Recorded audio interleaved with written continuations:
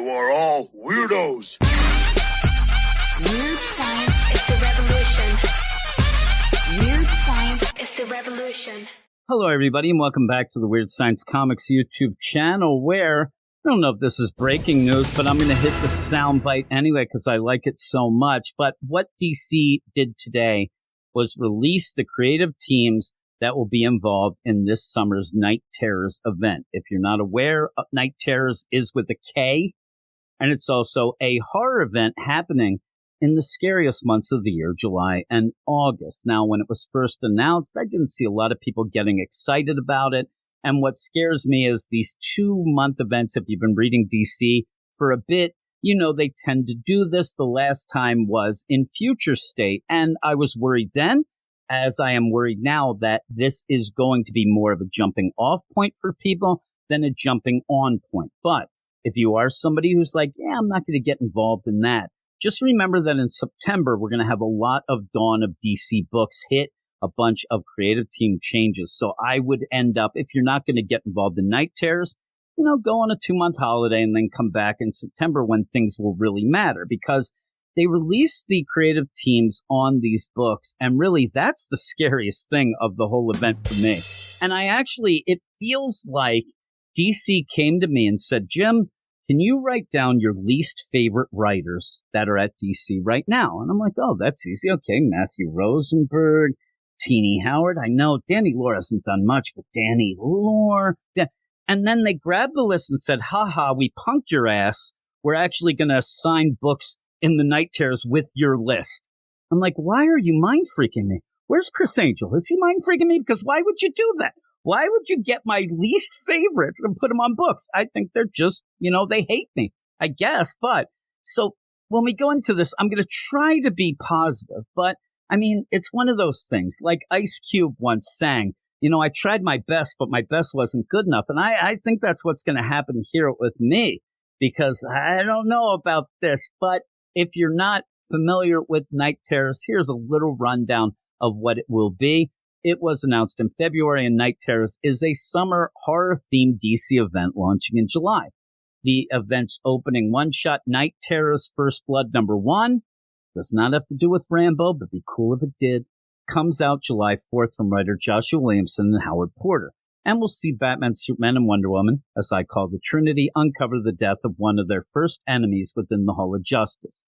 The investigation will introduce them to a new villain, Insomnia, which I have to tell you, I've been fighting that villain for quite some time. And with that experience, I'd like to offer some free advice to the Trinity. The thing that really can defeat insomnia is lots of alcohol and some pills.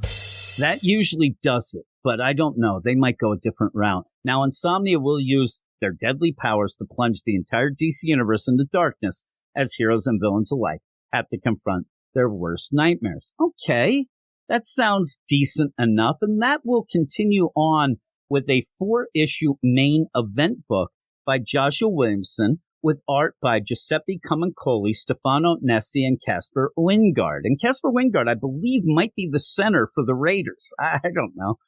But you get the first 2 books, Night Terrors 1 and 2, and a bit of the solicits for these, and it seems cool enough. I actually don't think that the main book will be that bad. We'll get to the point why they have tie-ins and stuff like that, but here are what the first 2 books will be about. Night Terrors #1 comes out July 11th, and the first issue will see Boston Brand Deadman work with Batman as they try to discover what Insomnia wants with the DC Universe. Now, I think they just want to cause nightmares like Freddy Krueger.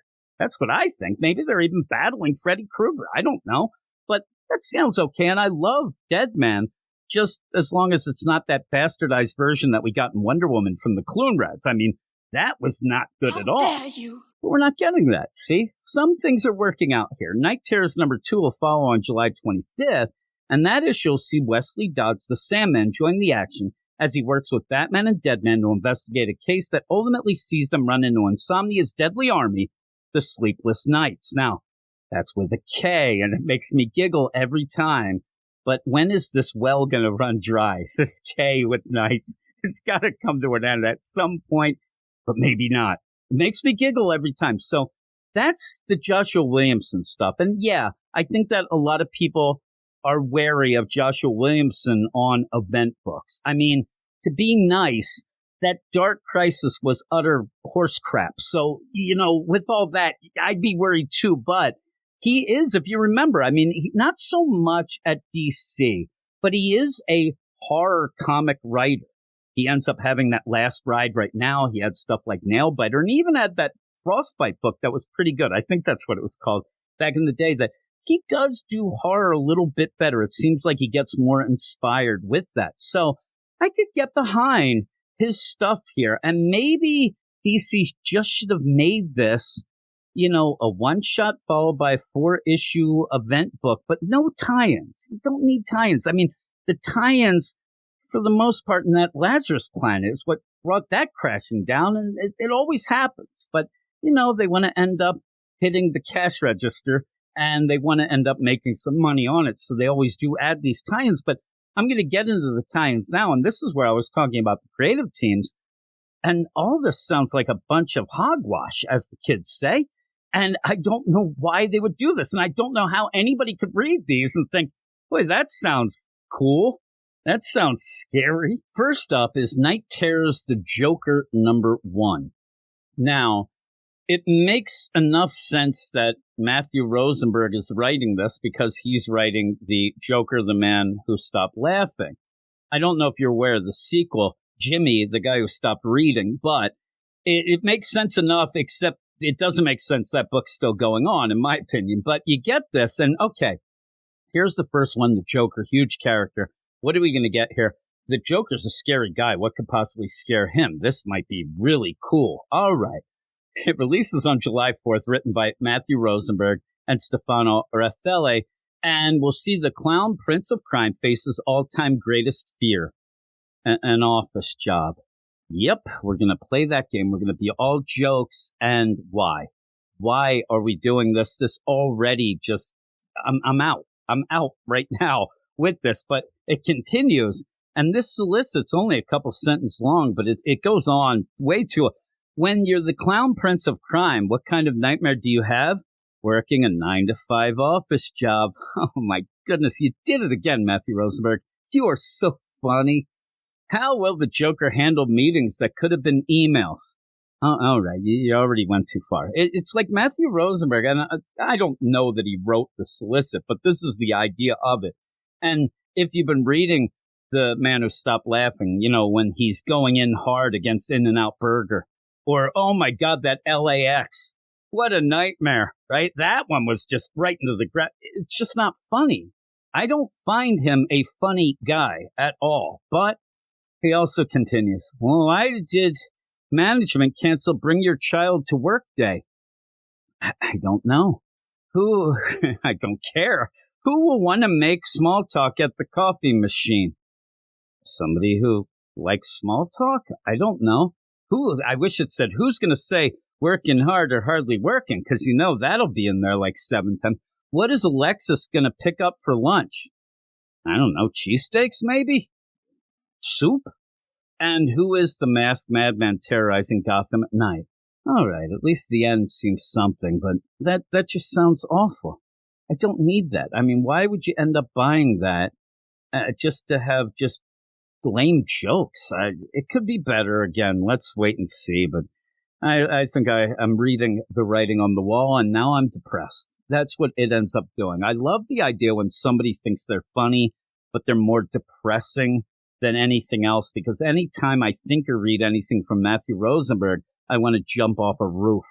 The next deal is Night Terrors Poison Ivy #1. Makes sense. G. Willow Wilson is writing it. She's writing the Poison Ivy book right now. And really, just to step aside a second, it's like these tie-ins are just reminding me of all the things I hate right now at DC. Like, where's the good stuff? Is that here? That's the nightmare. Night Terrors Poison Ivy #1 releases again on July 4th. And it's from G. Willow Wilson and Otgon Ilhan. The issue will see Pamela Isley stuck in a WandaVision-like world full of outlandish imagery and uncomfortable mundanity. Can't even say that word, and don't bring WandaVision into this, please. We're at DC. Have some pride. I don't know. That's another one. Out the door. I should flush all these. I need the toilet. All right, there's 2 books flush. Next one is Night Terror's Black Adam, number 1. The funny thing is I don't mind this one because it's very nondescript, and I do like Jeremy Haun because it is written and illustrated by Jeremy Haun. Also hits the shelves July 4th. Black Adam has no choice but to defend conduct when Insomnia's attack threatens to destroy his people by way of horrific nightmares. Oh my God, Insomnia causes nightmares, going to give people in conduct nightmares. Oh my, I guess, I wonder if it's going to be like a group nightmare and they're going to think, oh my God, we're under attack. Or they're going to all think, oh, that Black Adam, he's sus. He's a jerk. Who knows? It'd be probably like that, but I don't know. Maybe that will be one, but I don't know. I'm kind of done with Black Adam right now. Night Terror's Catwoman, number 1. Here comes Teenie Howard. I wonder how many things they're going to eat in this one. It comes from writer Teenie Howard and artist Leela Lees and will come out July 18th. Selena Kyle grapples with the fact that she recently killed her lover, Valmont. Really? Like, why are we during a climactic encounter with Punchline and then finds herself thrown into the nightmare realm? All right. I think that the play here, now stick with me here. If I was writing this and I was nonsense like Teenie Howard, I might do the thing where the nightmare realm is actually like, man, it's pretty cool here. Like that shit going on in the real realm, that stuff sucks. But in this nightmare realm, at least I can kind of have some fun here. You know, Catwoman just want to have fun. But we'll see. We'll see how it goes. But really, Valmont, again, I say that we're going to the well with the K in night, but Valmont, that well was never even full. Get that out of here. The next one, Night Terror's Punchline, number 1. Oh, by Danny Lore. So what you end up having here is Punchline comes out. James Tynion creates the character. You end up Teenie Howard pretty much almost buries the character, right? Character's almost buried. And then Danny Lore comes in to slam it shut and put the nails in it, if you ask me, because Danny Lore stinks. Night Terror's Punchline, number 1 by Danny Lore and Lucas Meyer on art. Releases July 18th. Alexis K. And they put Alexis Kane. It was Punchline. If you have a character that your company doesn't even know how to spell the last name, that is trouble. That is a character they have cut out with. They have now left her behind. Punchline finds herself trapped within a horror movie after desperately trying to bury her fears. I'm sure the fears are, I'm too much like Harley Quinn. Everybody likes Harley. And the Joker, he's not nice to me. That's all we get. Danny Lore. And with Danny Lore, dialogue out the wazoo. I guarantee dialogue that says nothing but takes so long to read. That is my prediction. Next up is Night Terror's Harley Quinn. Number 1, Speak of the Devil, comes out July 25th. Again from Teenie Howard. I will mention that if you have an event and Teenie Howard's doing 2 of the books, that event sucks. And Hayden Sherman. Wish it was Hayden Christensen, but it's not. It's Hayden Sherman. DC teased of this issue. Quote, Harley's nightmare world is one where every choice creates a series of infinitely rippling, profane reverberations. Which, I'm going to put this through the translator. It's a bunch of bullshit. Plus, Leah Williams. Oh, my God. I mean, how can you really screw up a book? Whoo-wee. And Ben Templesmith on art, which I do like. Help Harley crack a cosmic mystery. Night Terror in their backup story. Why do we need a backup story? And why from Leah Williams? Oh, back that shit up right out the door. I'm not. I want it to be positive. I'm positively getting angry. But yeah, there you go. I'm flushing that. I forgot the flush. I'll go back then. Catwoman flush. Punchline flush. Ooh, that Catwoman flush wasn't much of a. That was like a courtesy flush for the Punchline. And then Harley Quinn flush. Sounds like my house. We have everybody run to the bathroom. It's amazing. We have 7 people. We have 5 kids, me and my wife. And there's only been like one time in my entire life that I had to use the bathroom so desperately and somebody was in it. Only once. The odds are not in my favor going forward. I'll tell you that. I'm getting older too. So, sometimes that old gasket, it starts to wear out. I got to watch myself, You know what I'm saying? Oh my. Night Terror's Angel Breaker number 1's the last book of the list. Angel Breaker, the breakout character that's been in 3 panels so far. Though I like the connection with Angel Breaker at points. people forget about Angel Breaker. Again, was only in a couple panels, a couple issues of the whole Dark Crisis, that sort of thing, and even Deathstroke Inc. And I do like the character as a concept and like the Black Canary connection, and then also the Talia al Ghul connection as well. So I don't know. I don't need a book with her in this, but I guess, I mean, compared to the rest, I might end up liking this second most, but that comes out July 25th. Written by Tim Seeley with art by Aki Bright. I want to tell you, Aki Bright, if you have insomnia, you finally get to sleep at 6 a.m. and then some asshole opens up the shades and the sun goes in, then you're like, Aki Bright! And then Aki Bright shows up, starts doing caricatures of you on roller skates because, you know, kids love the roller skates. So you end up having this in what DC says is deep in an abandoned Cobra safe. Cobra? I thought they got destroyed by Leviathan. Are we actually getting rid of a lot of the things that Brian Michael Bendis ruined? And the DC, say it ain't so. Also, Cobra, I guess in this, they're taking time out from kidnapping Deadshot's daughter. That's all they ever do. Cobra has and also getting their, little kid who's going to be their big, what is it, the Naha? The Naha? I don't know. What am I saying? I think I activated some agents somewhere. Probably in Leviathan, too. Cobra Safe House is a device able to access dream powers of John D., a.k.a. Dr. Destiny. As heroes across the world succumb to nightmares, Angel Breaker wants it bad, wants it rough. Now, to infiltrate a hall of horrors, she'll need the help of a personal thief, the man known as Raptor. Tim Seeley, he's what everybody's going back to some sort of well here, and these wells are poison. Please tell them that. You don't go to the wells here. These DC wells suck. But Angel Breaker and Raptor in an issue. Remember, Raptor actually back in the day, one of the worst things that ever happened, though, was that Raptor actually brought Deathstroke back to life by giving him his leper blood, which activated the Deathstroke's healing factor that made him come back to life. It was the most ridiculously stupid thing I've ever read in my life. But there you go. Angel Breaker and Raptor aren't exactly friends. Who even knows these characters? They're like walking around. Raptor was in the background at points in that Robin series. Nobody even knew him. They're like, who's this old dude who has remember Soilak, that gauntlet? For some reason, how much I hate Raptor anymore, I certainly know things about him.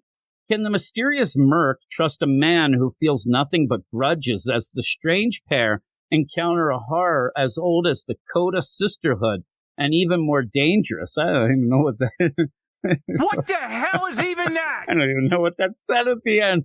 Oh, my goodness gracious. But that's it. Those are the Titans. I'd like to hear what people think of this. I don't know. It just does not sound good. And really, I think that as I'm sitting here and I just finished recording, I'm like, does any of this make sense? Does anything that I've said make any bit of sense? And maybe we're all being punked, but with all the cool news that dropped this week with the stuff Mark Waid's doing, the spiritual sequel to Superman Birthright or his World's Finest Teen Titans, like that's cool stuff. That people are excited. Let's get to that.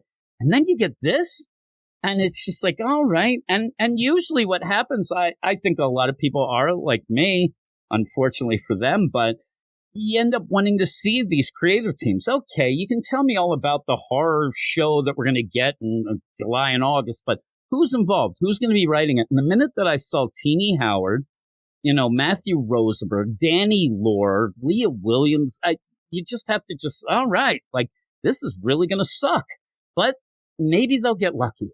Maybe we'll all get lucky. And in that, I mean that DC will cancel this before it comes out and just have the regular books go so that people don't leave. And in this, all in all, I like to have fun and we start yelling and screaming about things and whatnot. But everything that I do because I love DC Comics. I love the DC Comics and their characters so much that I can get through some of these periods, but other people can't. And I'm starting to, worry myself because it's just not hitting. And some of the stuff is, but I've talked about it on a bunch of shows. I've talked about it with Wes from Thinking Critical a lot. The idea that DC has some really good books at the top. Like, oh my God, those are really kick-ass. And then you drop all the way to the bottom. There's not a lot of middle ground for a lot of these books. It's either great or sucks. I don't like that. I'd love it if all were great, but we got to get at least some decent things in here. And this it just reeks of nonsense. It just reeks of, let's throw something out in the summer. Just that it's a horror event in the summer just shows you they're like, we don't have much to do.